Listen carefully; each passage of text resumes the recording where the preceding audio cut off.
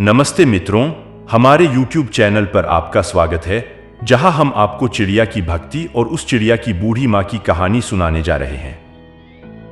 यह एक वास्तविक कहानी है। मित्रों, यह चिड़िया की बूढ़ी माँ कौन है? चिड़िया की कहानी क्या है? आइए इस कहानी के द्वारा हम इसे जानें। और हाँ मित्रों, अगर आप यह कहानी सुन रहे हैं तो कृपया इसे अंत तक सुनें और इसे बीच में न छोड़ें, क्योंकि इस पवित्र कहानी को अधूरा छोड़ना भी आपको पाप का भागी बना सकता है। इसलिए इसे पूरा सुनें। यदि आप शिव के भक्त हैं तो भोलेनाथ का अनादर न करें। एक शिवालय के समीप एक वृक्ष पर गौरिया का एक जोड़ा निवास करता था, जो बड़े आकार के इस मंदिर में आयोजित होने वाली सुबह और शाम की आरती के समय तक वहां रहता। जब कभी भी इस मंदिर में पूजा पाठ होता, ये दोनों चिड़ियां मंदिर में पहुंच जाती और भगवान शिव की उपासना में लीन हो जाती, घंटों तक भक्ति में डूबी रहती, इस हद तक कि उन्हें अपने आसपास की किसी भी चीज का बोध नहीं रहता। यह उनकी रोजाना की रीत थी। जब भी मंदिर में घंटा बजता और आरती होती, ये दोनों पक्षी वहां पहुंच जाते और पूजा आरंभ कर देते। इसके बाद वे अपने बच्चों और स्वयं के लिए भोजन और जल की व्यवस्था करते। यह उनकी दैनिक परंपरा थी। और इसी मंदिर के पास कुछ ही दूरी पर एक बूढ़ी महिला का घर था, जिनकी कोई संतान नहीं थी और उनकी देखभाल करने वाला कोई नहीं था। वह स्वयं ही अपना जीवन यापन कर रही थीं और उस वृद्धा को पक्षियों से गहरा अनुराग था। वह पक्षियों को अत्यधिक प्रेम करती थी और उनके लिए अपने घर की छत पर नियमित रूप से पानी और दाने आदि रखा करती थी। यह उस वृद्धा की दैनिक क्रिया थी और वे चिड़िया भी उसकी छत पर आया करती थीं, जहां वे बिना किसी परेशानी के दाना चुगती और उसमें से कुछ अपने बच्चों के लिए भी ले जाती थीं। इस प्रकार उनका जीवन गुजर रहा था। वृद्धा के प्रयासों से चिड़ियों का पेट भरता था और वे आराम से भगवान शिव की आराधना कर पाती थीं। समय इसी तरह से बीत रहा था जब एक दिन वह वृद्धा बीमार पड़ जाती हैं और बिस्तर पर पड़ी रहती हैं। उनका कोई बेटा या बहू नहीं था जो उनकी देखभाल कर सके या दवाई ला सके। वृद्धा बिना किसी की सेवा के बिस्तर पर पड़ी रहती हैं और छत पर दाना पानी नहीं डाल पाती हैं। जब गौरिया दाना चुगने के लिए छत पर आती है और वहां दाना पानी नहीं पाती, तो सोचती है कि वृद्धा कहां चली गई होगी। दाना पानी क्यों नहीं डाल रहे हैं? एक दिन गुजरता है, 2 दिन गुजरते हैं और धीरे धीरे वह वृद्ध महिला कमजोर पड़ने लगती है। बिना उपचार के एक दिन उनकी मृत्यु हो जाती है। अब जब पक्षी देखते हैं कि वृद्ध महिला का कहीं पता नहीं चल रहा है और छत पर खाना भी नहीं डाला जा रहा, तो वे घबरा जाते हैं और चिंतित हो उठते हैं। वे उस वृद्ध महिला को पूरे गांव और आसपास के इलाकों में ढूंढने लगते हैं। खोजते खोजते जब दोनों थक जाते हैं, तब मादा गौरिया अपने साथी से कहती है, प्रिय, वृद्ध महिला का कहीं पता नहीं चल रहा है। वह कहाँ गई? वह हमें खाना पानी दिया करती थी और अन्य पक्षियों की भी देखभाल करती थी। वह कहाँ है? हमने इतना खोजा लेकिन वह कहीं नहीं मिली। अब हम क्या करें? चल रहा है। वह कहाँ गई? वह हमें खाना पानी दिया करती थी और अन्य पक्षियों की भी देखभाल करती थी। वह कहाँ है? हमने इतना खोजा लेकिन वह कहीं नहीं मिली। अब हम क्या करें? उस गौरिया का पति कहता है, प्रिय, हमने हर जगह वृद्ध महिला को ढूंढा लेकिन वह कहीं नहीं मिली। हमने सिर्फ एक जगह नहीं देखा, उनके अपने घर में। हमें उनके घर में जाकर देखना चाहिए। शायद वह बीमार है। यह कहकर वे दोनों वृद्ध महिला के घर की ओर चल देते हैं। जब वे अंदर जाते हैं तो देखते हैं कि वृद्ध महिला अपने बिस्तर पर पड़ी हैं। उनके शरीर में कोई हरकत नहीं है। उनके चेहरे और शरीर। वह पक्षी अपने पंख फड़फड़ाकर उस बूढ़ी मां को जगाने का प्रयास करते हैं और मक्खियों को दूर भगाते हैं, परंतु उनके शरीर में कोई भी हरकत नहीं होती। तब गौरिया के पति ने कहा कि अब बूढ़ी मां इस दुनिया में नहीं रही, वे मर चुकी हैं। इसे देखकर दोनों पक्षी अत्यधिक निराश और उदास हो जाते हैं। उन्हें बहुत दुख होता है। अब उन्हें खाने के लिए दाना चुगने के लिए दूर दूर तक जाना पड़ता है। इस तरह शाम हो जाती है। जब शाम को मंदिर की घंटी बजती है और आरती शुरू होती है, तब भगवान शिव के इस दोनों पक्षियों की निस्वार्थ भक्ति शुरू होती है। वे मंदिर पहुंच जाते हैं और एक पैर पर खड़े होकर उनकी आराधना करते हैं। 1 घंटा बीतता है, फिर 2 घंटे बीतते हैं। इस तरह काफी समय बीत जाता है। वे बिना कुछ खाए पिए लगातार महादेव की भक्ति में लीन रहते हैं। इस तरह से 1 महीना बीत जाता है। वे पक्षी महादेव की भक्ति करना नहीं छोड़ते, निरंतर उनकी आराधना करते रहते हैं। भोलेनाथ महादेव इस दृश्य से अत्यंत प्रसन्न होते हैं। वे पक्षियों को दर्शन देने के लिए प्रकट होते हैं और पूछते हैं, हे गौरिया, तुम्हारी क्या इच्छा है? जो कुछ भी तुम मांगोगी, मैं वह तुम्हें प्रदान करूंगा। तुम्हारी अखंड भक्ति से मैं बहुत ही प्रसन्न हूं।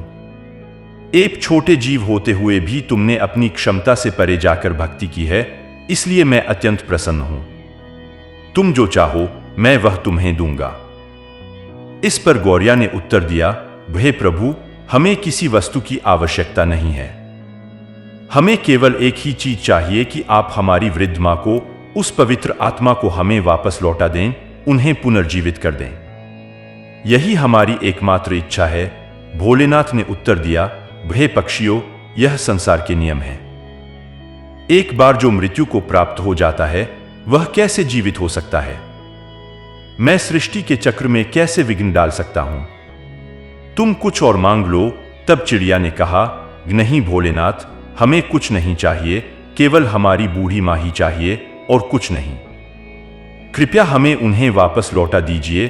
तब भोलेनाथ ने कहा, हे पक्षियों, वह बूढ़ी मां का शरीर अब नष्ट हो चुका है, उसमें कीड़े उत्पन्न हो गए और इस प्रकार उस वृद्धा माता के विखरे शरीर को पुनः सजीव किया गया और उनमें नई जान डाली गई। अब इस तरह वह वृद्धा माता पुनः जीवन को प्राप्त हो गईं। भगवान शिव को अपने सामने पाकर वह वृद्धा माता अत्यधिक भावुक हो उठीं। वह अत्यंत प्रसन्नता से भर उठीं और बोलीं, हे प्रभु, मेरे पूर्वजन्मों के दुख और पाप आपके मात्र दर्शन से ही समाप्त हो गए। आपने मुझे दर्शन दिए। हे ईश्वर, मैंने कौन सा पुण्य कार्य किया था जिसके कारण आपने मुझे पुनर्जीवित किया? तब भगवान शिव ने उत्तर दिया, हे वृद्धा माता, मैंने तुम्हें तुम्हारे लिए नहीं बल्कि उन 2 पक्षियों के लिए जीवन दान दिया है। उन्होंने मेरी अनन्य भक्ति की है। बिना अन्न और जल ग्रहण किए दिन रात मेरी पूजा की और एक पैर पर खड़े होकर मेरा आराधना की। इसी कारण मैंने उन्हें वरदान दिया है। उन्हीं के कारण तुम आज इस धरती पर जीवित हो। वे पक्षी तुम्हारी छत पर आने वाले वही गौरिया पक्षी का जोड़ा हैं, जिन्होंने यह भक्ति की है। उन्हीं के कारण तुम आज जीवित हो। तब वृद्धा माता ने दंडवत प्रणाम किया और भगवान शिव वहां से अदृश्य हो गए। इसके बाद वह वृद्धा माता फिर से अपनी छत पर दाने डालने और पानी रखने लगी और वह पक्षी, वह गौरिया पक्षी का जोड़ा उस मां की छत पर आते और पानी पीते, दाना चुगते। तब उस बूढ़ी मां ने उन गौरिया पक्षी से कहा, है पक्षियों, तुमने मुझे जीवन दान दिया है। भगवान भोलेनाथ का आराधना किया।